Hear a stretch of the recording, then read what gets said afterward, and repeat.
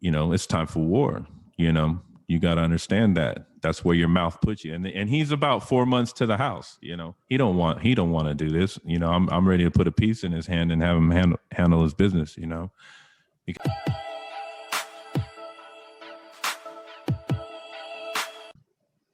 What up, loved ones? What it do? It's Patty Young right here. You know where I'm from.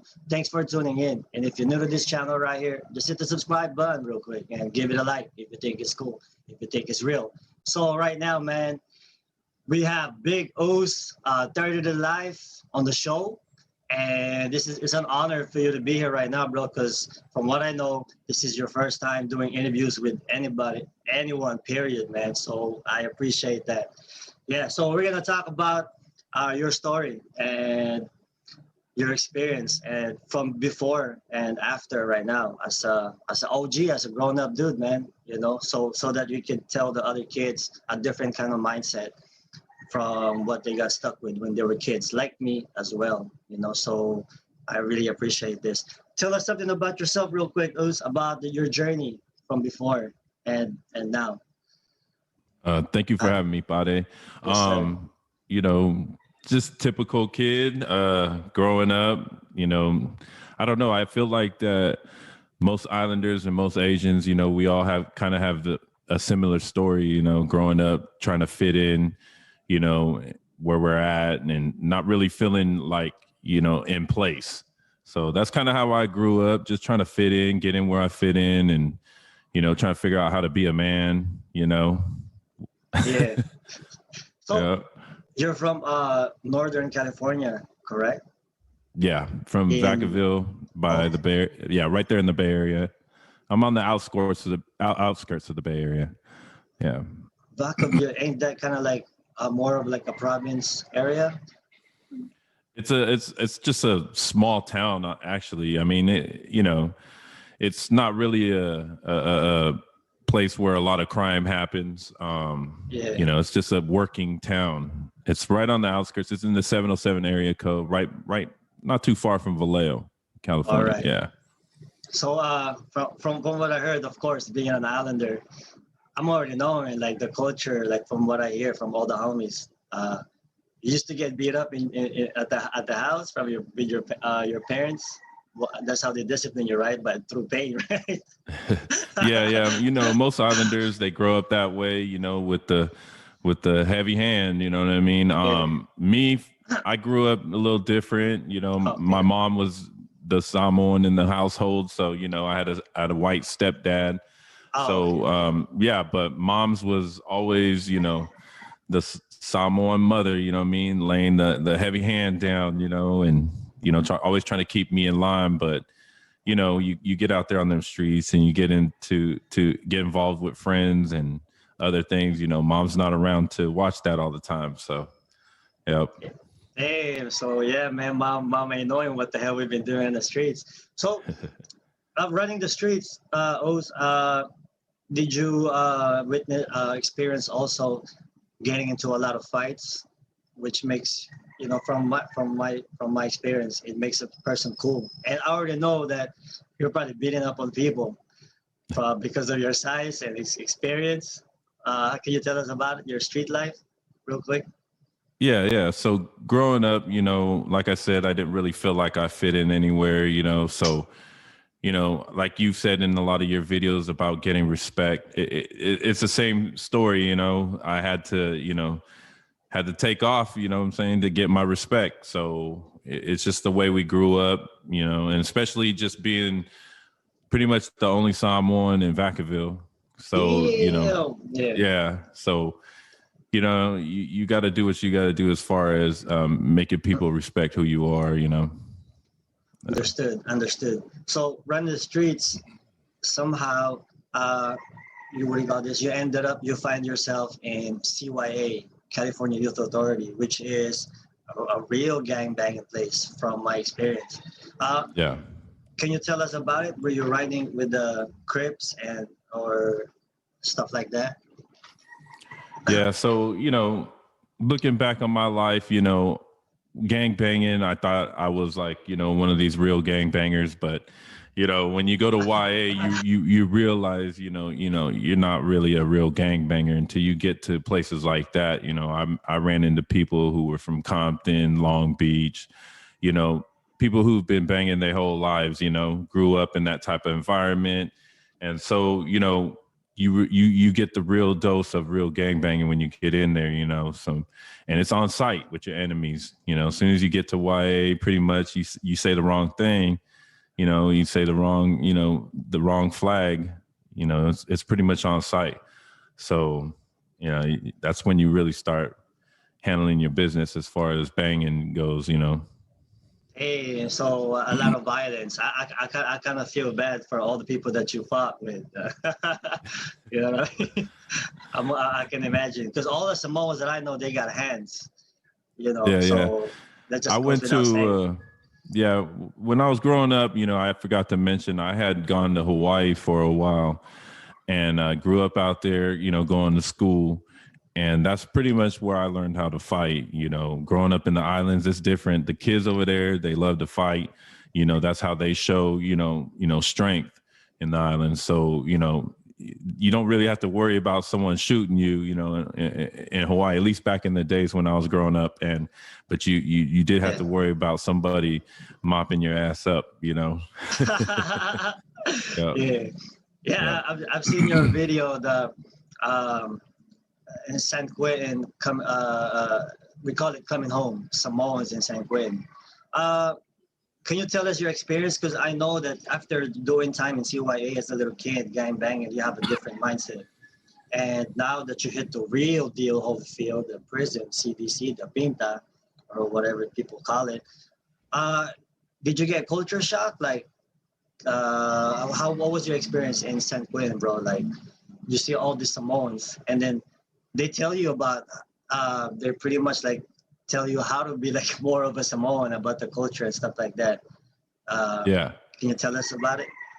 Yeah. So, I didn't really hang out with too many Samoans on the street, so the Crips that I hung around with, it was mostly a black gang, mix blacks, whites, Mexicans. It's kind of a mixed gang, but so I didn't really hang around Samoans. So when I got to San Quentin, the Bay Area has a big Samoan community, in San Francisco and, East Palo Alto and San Jose and all that. So a lot of them come through there because it's the reception center for the Bay Area.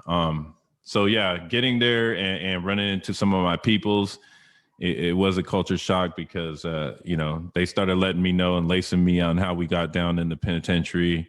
And it took me a while to get with the program to really, feel kind of comfortable with the whole program. But it was always all love from our peoples, all the way down from the Samoans down to the Bades, and the Asian homies out there. So it was always all love, man. And the homies are always supportive and got your back 100%, And brother, I'm imagining that you as a youngster and going to St. Quentin. How old were you at the time? I was 22 at the And time still, I went there. that's still hella young, still, hella pumped up. Yeah. Did you feel the need to prove yourself to all these people through violence at the time, since coming from CYA?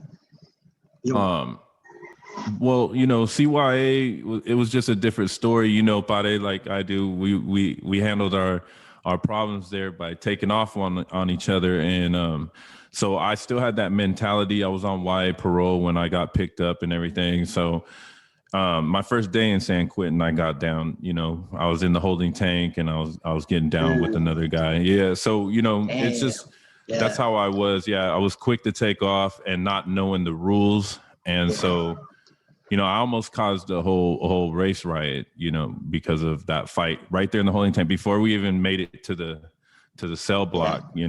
I was already getting down with another race in R&R, which happened to be my co-defendant, of course, but I didn't know the rules. So, but yeah. Damn. So Ray, you just barely got there already. So what do you call this? Me, you got laced up by like some real OGs, Samoan OGs that's been in the system for years. I could tell by your demeanor that you learned a lot from them, because I felt the same way. I did also learn from the older homies.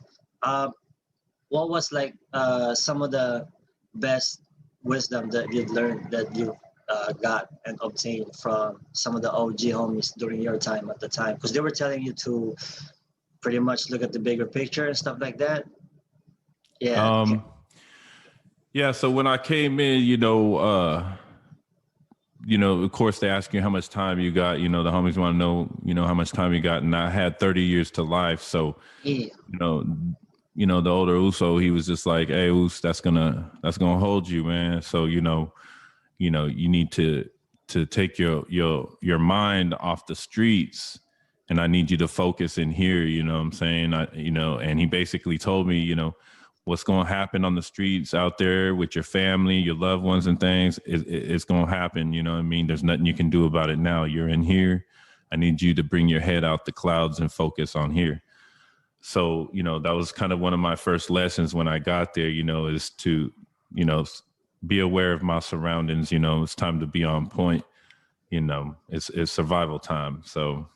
Damn. So after San Quentin, you went straight to High Desert?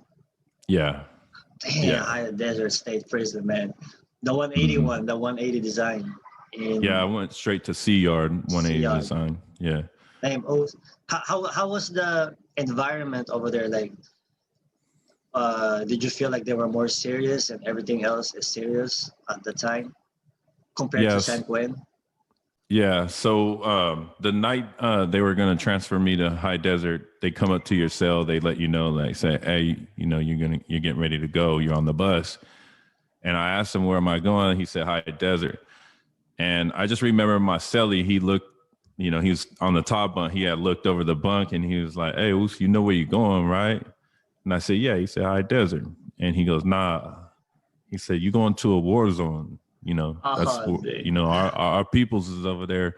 They're at war right now, so you got to be on point as soon as you get off the bus. So when we got there, I remember being on the bus. I was on the bus with another Samoan homie, a Tongan homie, and a Thai homie. And we got off the bus and the sergeant was right there and he was like, hey, what are you guys? You guys islanders? We told him what we were. And then they started acting weird and they escorted us over to our own cell away from everybody else. And they put us in our own cell. And then I watched them bring the Southsiders off the bus and they put them in a cell by themselves. So we were all separated from the Southsiders, but everybody else was together. And I just had to, I told the homies, I said, yeah, man, y'all know what time it is now, right? And yep, it's on and cracking. If these cell doors crack, we got to get off. You know what I mean? So, damn, man. Yeah, and we're just in R&R. We ain't even made it to the main line to talk to the homies yet. It's just automatic, Yeah. Yeah. Oh, damn. So, it's obvious. And Yeah. as soon as you got there, it's a straight war zone. So, man, what do you call this? So immediately that was your first mainline and experience. Did you get celled up with the people that you came in from R&R, or you got put on with somebody that was already in there? Yeah. They put me in the cell with the other Uso that was with me in there. R&R. So yeah.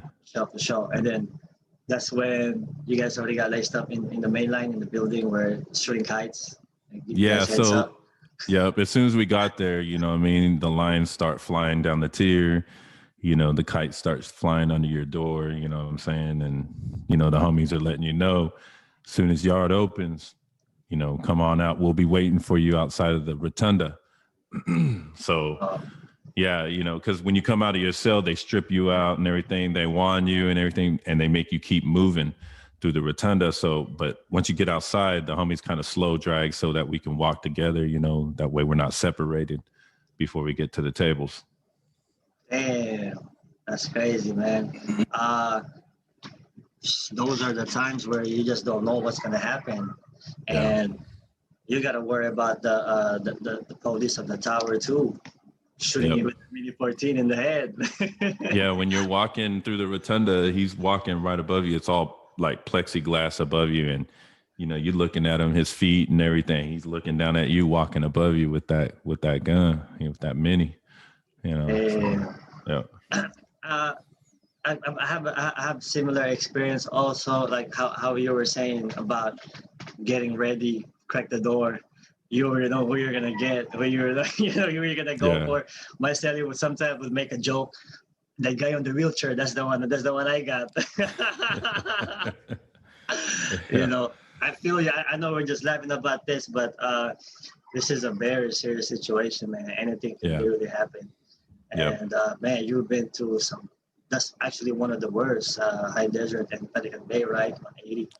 Well, Is when I that? was there, it was rated the second worst prison in California at the time. It was Pelican Bay on top, and then it was High Desert, and then Salinas Valley was right there Oh, with it. You know what I mean? So oh, High Desert, we had stabbings every day, and the mm. captain that was running the yard, he was from Pelican Bay. So whenever we came out, if there was a sticking, he just resumed program. They cleaned the blood up. He didn't care, man. He was like, let them kill each other. You know, straight stick it. You see a motherfucker get stabbed up, they come out there, they pour that shit on the blood and everything. He said, resume program. Oh, man. That was It during was your off the hook. time. Yeah, it was off Yeah. the hook. And Yeah. what are this? Is this in the 90s or the 2000s? No, that was 2000. Yep. 2000. Damn. Yeah. This. Well, it Yeah. was a beginning of 2000.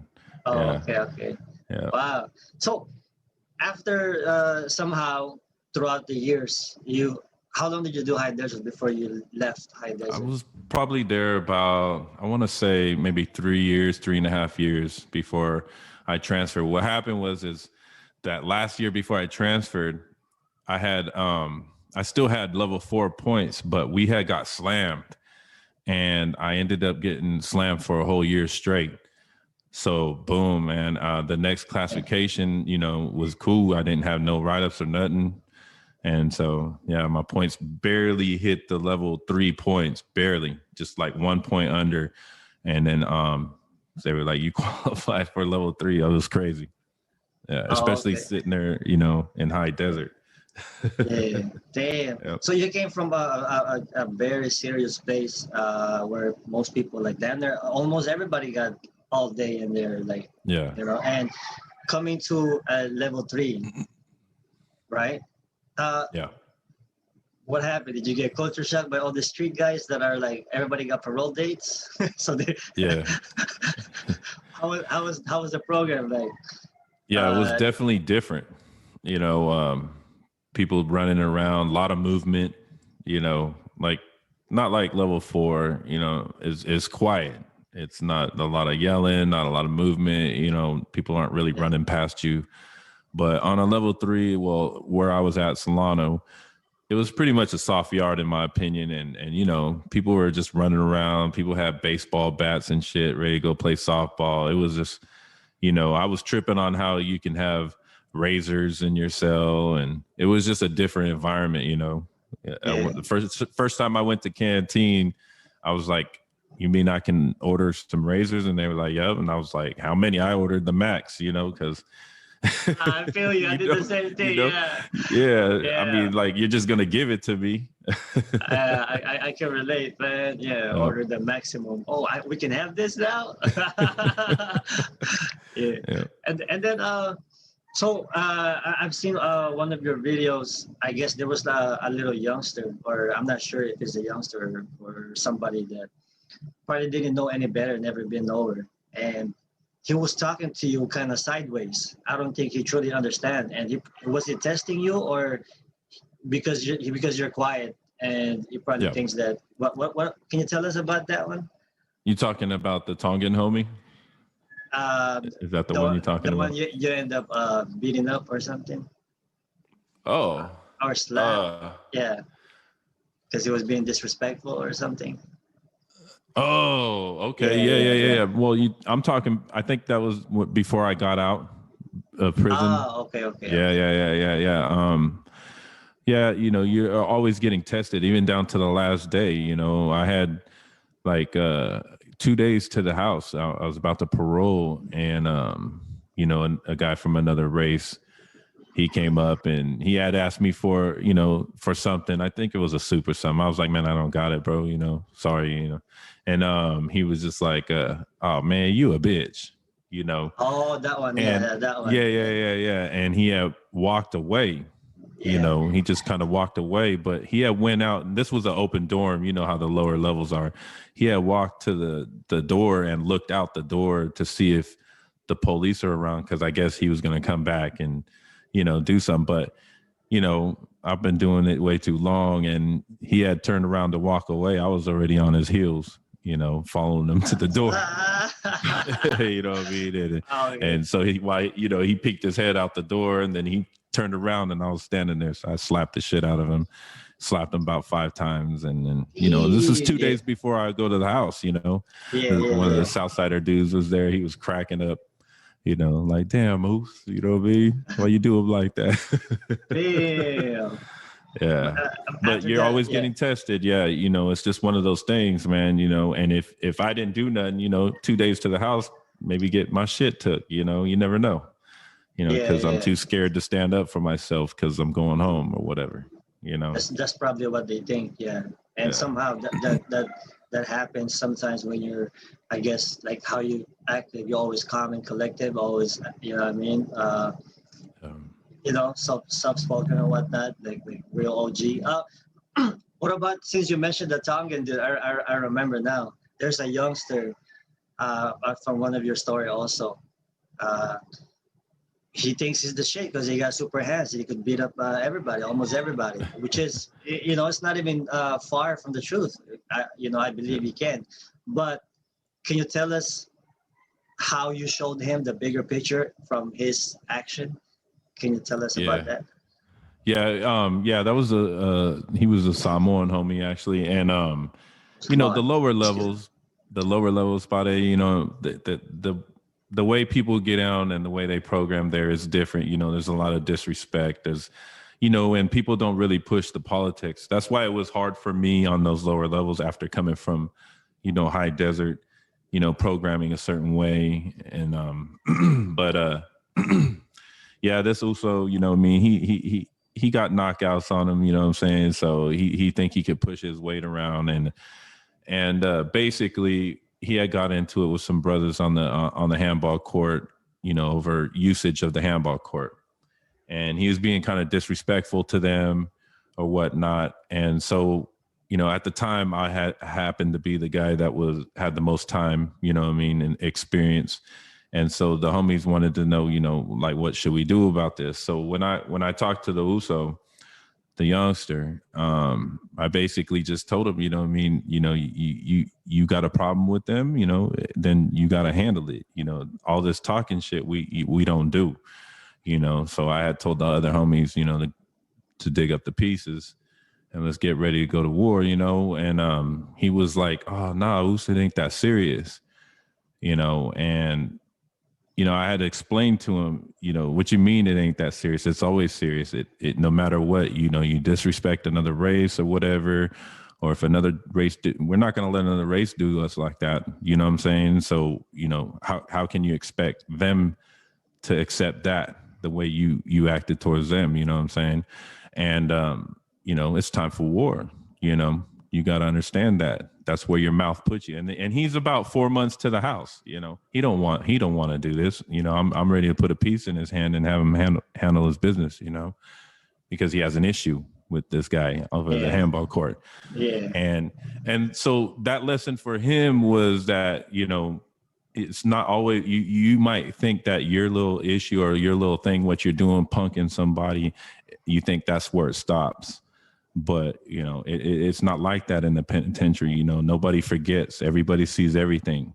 And so, you're not just going to disrespect people in the face of everybody else and think you're going to get away with it, because I'm sure these individuals was getting ready to attack us, So I ended up talking to them, and we ended up, squaring it out. And that also was disciplined over it. But, that's just how it goes.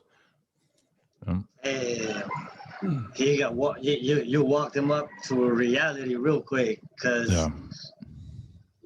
like you gave him basically a choice to, should I just go home or should I continue this nonsense right here? Exactly. You know what I mean? Like we're doing life over here, bro. Yeah, You yeah. know, and you think you're just gonna hit the yard and cause some trouble because excuse me, because you should know that your actions is gonna affect everybody, you know, here. You're just riding by yourself. You know what I'm saying? So, you know, you're putting us all in jeopardy and So don't realize it because you think you're tough, you know? yeah, yeah, understood. Yeah. Man, so you're one of the OGs that had live. So you're looking at everything in a whole different perspective. Speaking of that, how did you manage to appeal your case, or what happened? Did you end up going back to court? Because you had Yeah. 30 life. So, Yeah, yeah, when you get convicted of a life sentence, you know, you get your the opportunity to appeal your sentence. And so, you know, I had my attorney put an appeal in, and it took about like 5.5 years, but they eventually came back and, you know, blessings, man. I got blessed, and you know, they approved the appeal, so they gave us a chance to go back and re-argue the case. But it took about a year, you know, and the DA finally just said, you know, fuck it, yeah, here you go, you know, yeah. offered a deal without the L, and you know, I jumped on that, of course. So, yeah, that's pretty much what happened. The appeal brought me back to court. Yeah, Hey, most, because that itself for me is a miracle, yeah, and to be given another chance, another life, and you're yep, doing an honorable thing with it, man. You're yeah. You showing can't waste it. you're showing people how I used to be like this, but now I'm like a Zen master. Like you know what I mean? If I feel like you just want to tell people, like, if y'all could just like be as calm and just like me, I think the world would be a better place, you know. Yeah, Hell yeah, yeah, it was, hey. yep. Uh, with that being said, uh, what's going on with life right now to present besides showing love to the community and advocating the youth to make better decisions from your actions. Um, Yeah. what else would you suggest for them to do? You know what I mean? Man, you know, I think, man, for people like us, you know, I don't know if you're getting out of prison or you're getting into trouble right now, maybe heading to prison, but either way, man, it's not worth it. Um, you out there running around and acting crazy and shit. There's consequences. There's always, you know, a flip side to every action that you do. So, you know, be ready to pay for those consequences. You know what I mean? Like, you know, if you're gonna be out there claiming you this and that and you a gangster, you know, then you're gonna have to eat that time and all the consequences that come with it. You know, there's no snitching and trying to get out of it. There's none of that bullshit. You know what I mean? The best thing to do if you're gonna just break down and not want to deal with the issues as far as the punishments, then you might as well not get in the game. Stay out of it. You know, it's not worth it. You know, you're not only hurting yourself, you're hurting everybody that gives a shit about you. You know what I'm saying? Your family who loves you, things like that. You hurting them. That's what you got to realize. You know what I mean? Yeah. Damn, coming from a straight OG, it means a lot. You know what I mean? What do you call this? But the crazy thing is sometimes, correct me if I'm wrong, but maybe perhaps some of these kids feel like, oh, I could even if I do go to prison, I could just PC up and be like Snitch Nine and still be cool. do you think? Do you think there's Um, even an option like that, or I mean, because they you know, don't not care. They don't care. Yeah. yeah. Yeah, they don't care, man. It's crazy Uh, the way people uh, think these days. But yeah. yeah, definitely. You know, if you go to prison and you think you're gonna get away with that and think, you know, oh, I'm a snitch, or you know, if you have an R on your jacket and you think you can get away with that, from what I understand is that the gangs, even on those type of yards, are playing politics now. So, you know, they not fucking with you on that level either. You know what I'm saying? So, Oh you know, yeah. there's consequences to everything, bro. You know what I'm saying? And you know, the less rules you have, the more grimier it gets. So don't think that you're just gonna go and have a good time. You know, prison's prison. And You know. Hey, I appreciate your time, Moose. There's consequences to everything. Yep. Man, you're looking at people need to be reminded. And you're looking at OG. Hopefully, I'll see you soon. You know, whenever you come vacation, choose Hmm. Philippines. You're not gonna regret it. For sure. For sure. And thank you. You enjoy the rest of your night over there, right? Thank you for having me. All right, it was good looking at. So you all know what time it is. Say what you mean and mean what you say, because real recognize real, boy. I'm out of here. All right.